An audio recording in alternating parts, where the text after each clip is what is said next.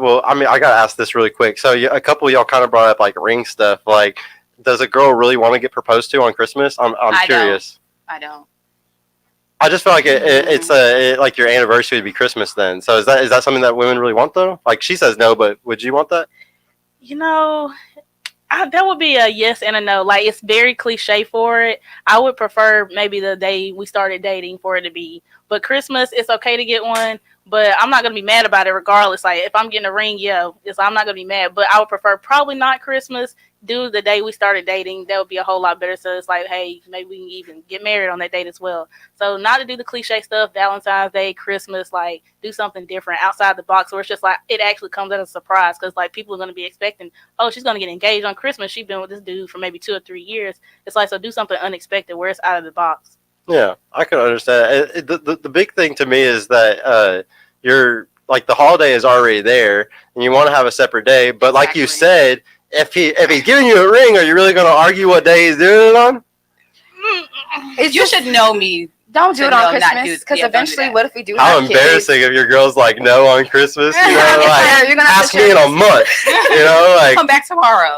You're gonna have to share Christmas eventually if y'all have kids, and it's not gonna be about y'all. It's gonna be about the kids. Yeah. And then there you go. Your anniversary is ruined to the kids every Christmas. Yeah. Right. No, they're gone. No, that makes sense. I want to know just really quick, like while we're kind of on the same subject, how old were you again? I am 25. And you were 24, and you were 24. Okay, so I just want to ask really quick, do y'all want to get married? Is that a goal? Yes, it's a goal for me. What age would y'all like to be married by? By 30. By 30? I have rules for me to consider marriage, like where I need to be, where he needs to be, finances. So it could be 40. It doesn't matter. Age don't matter. Yeah, age doesn't matter. But I'm not like, oh, I'm gonna get married and I want to get married. But it depends on the person and like where we are. Okay. What about you?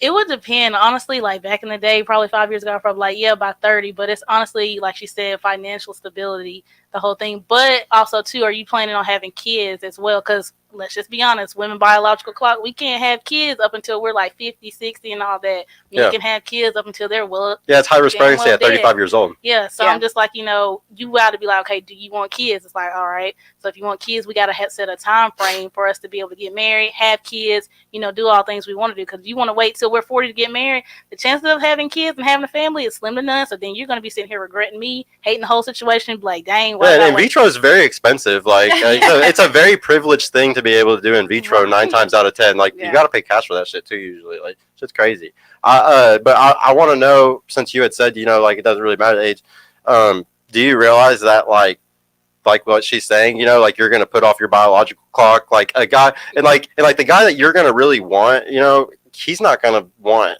like somebody who's 35, 40, like something that women like to not, kind of ignore is that guys like younger women, especially the guys that you want, the guys that like you're going to want are going to want younger women. So you should not try to put it off. If anything, right now is the time where you have the most leverage and you can lock down that guy of your dreams right now because you're 24. I agree. And you're not going to do it at fucking 30, 35, 40. That part I get, but it's not about like, again, my goal is not to be married. I feel like a lot of people want to be married. So why is your goal not to be married? I don't see it as like, for me, probably 2 years ago, I was like, oh yeah, I want to be married. I want to have like white picket fence, the kids, and like be set by 30. But like I've come to the realization that even if I'm not married, I'm okay. Like I'll be fine. Have a life partner or a soulmate, and it's like even if we didn't sign that paper, we're good. A lot of people get married and then they get divorced 2 years later. Do you know that the number one thing that's like statistically shows that makes a woman happy in her later age is a family and kids, though? Yeah, I know. I'm not saying I don't want a family. I'm just saying we have more people on antidepressants more now than ever, especially women in the 30 to 40 bracket. Okay. And the reason why is because of this type of thing happening. They're saying, I don't want kids. It's fine. It's no big deal. But then they're getting to those later ages and they're going, wait, shit. That is like a family. Those things are the things that are going to make me happy later on in my life. That you got to think about it for your grandmother. Like y'all all have a grandmother. Whenever you go to a family reunion and she looks around and she sees 30, 40 grandkids that only came because of what she did, that fulfillment that a woman gets from something like that is something that you can't even fathom. It's a very amazing feeling. Well, I would like to point out, like, me saying I don't want to rush marriage is me saying I'm not rushing to sign a paper with somebody. Doesn't mean I'm not finding my lifelong partner. I'm not building toward being happy with them, and kids can come whether you're married or not. I just wanted you to know that mentality is dangerous. Yeah. It is dangerous if you don't be smart about it. If you're not smart, if you're not responsible. But a lot of people say, oh, I'm not going to be 40, 30 looking for a family and a husband, and then you get married at 23 and now you're divorced by 28. But here's the thing. If you make that mistake, that's because you made a mistake either way. But this is the biggest issue today, is that people suck at picking people. Like, there's like, this is, and like the thing is, if you look at divorces, who do you think causes most divorces? Women. Do you know? I don't know who causes more divorces. 80% of divorces are by women, 90% if they're college educated. So the thing is, women are the ones that are ending most marriages. Right. Can I ask you a question? Yeah. What do you think you saying us here now, 25, 24, what do you think we possess now that would prepare us for a lifelong marriage with the person that we're picking now? Men are probably not even fully developed before they're 30 mentally.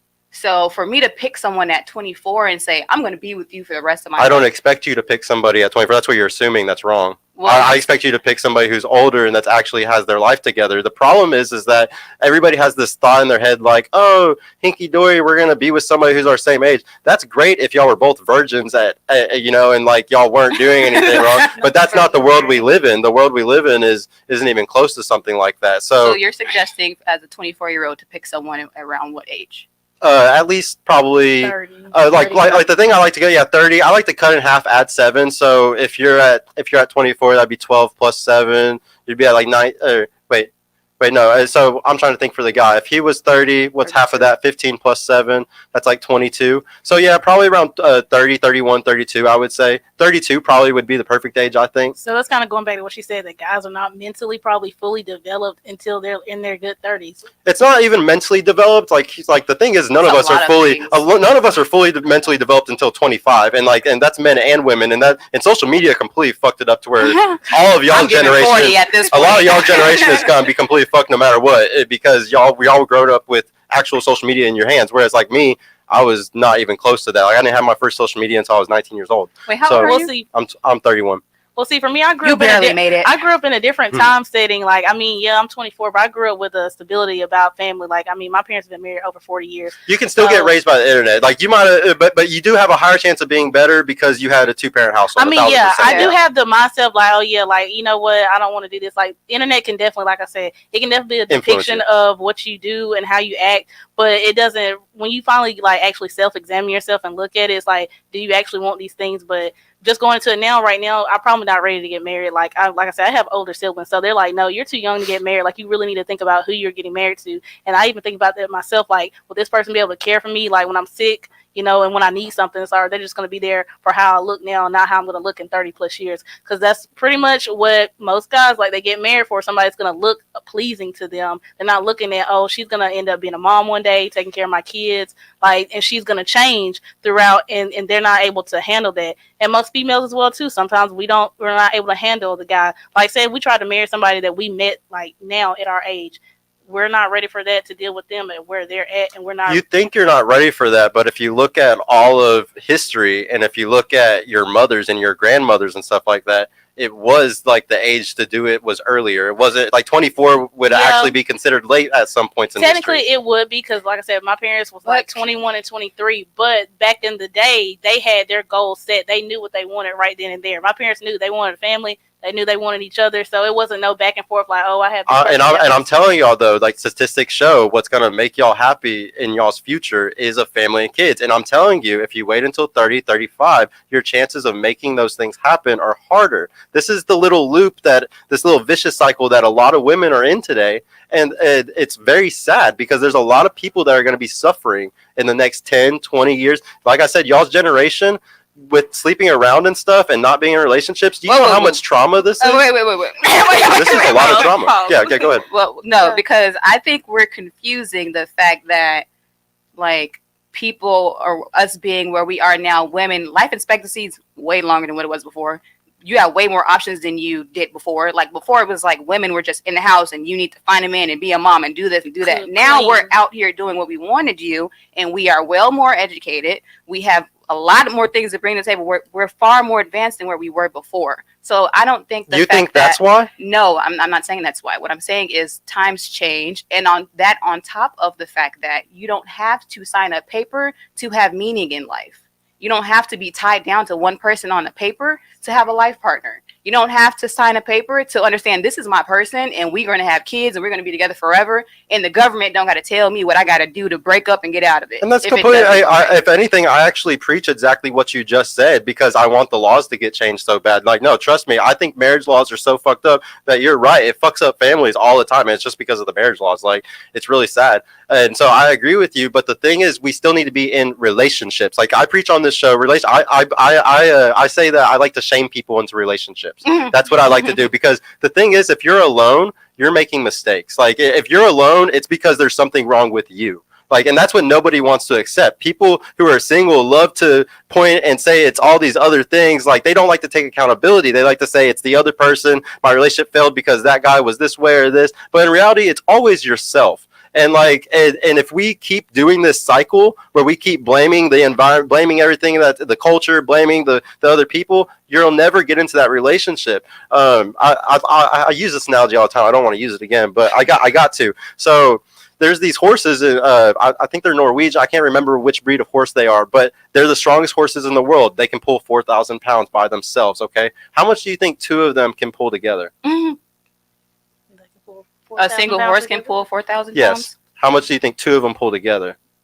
Well, if one can do 4, then I would say 8 or something. Okay. It does 16. It's 4 times the amount. It does 16,000 pounds. Okay. What do you think happens if those horses sleep together in a stable for a year and they spend a bunch of time? They run around in the fields, they eat together, and they become little best friends. How much do you think they pull after they do that? Where are we getting this from? This from a pastor was where I got this one from. So they pulled 32,000 pounds at that point. How much do you think the two brothers that were the world record holders for pulling, and they spent their whole life together, how much do you think they pulled? No. They pulled 50,000 pounds. So the thing is, teamwork is a multiplier. And so there's tons of people who are staying single, and because of that, they're never going to be able to buy houses. They're never going to be able to save for the future. They're never going to be able to do things. And like you got to understand, the powers that be want y'all single. Because guess what? When y'all are single, you're going to go buy more makeup. You're going to spend more money going out. You're going to spend more money going on trips. You're going to spend more money on bullshit, on things that are just going to make them more money, and not your house, not your 401k, not your savings, not your things that are going to make your kids' lives better in 20, 30 years, not generational wealth. They know this. And if y'all keep staying on this cycle, they profit more, and you're going to be sad in 20, 30 years. Well, we